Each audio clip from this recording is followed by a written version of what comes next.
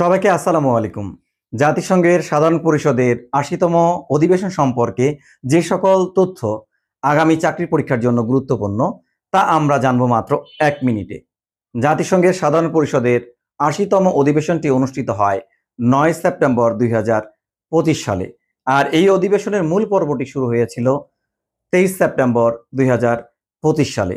আর এই অধিবেশনের প্রতিপাদ্য ছিল একসাথে ভালো শান্তি, উন্নয়ন ও মানবাধিকারের পথে ৮০ বছর আরও বেশি।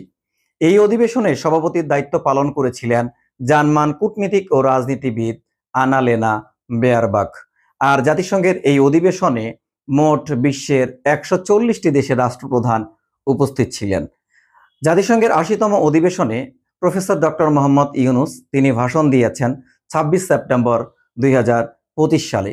এই অধিবেশনে তিনি রোহিঙ্গা সমস্যার সমাধানের জন্য মোট ৭ দফা প্রস্তাব দিয়েছেন।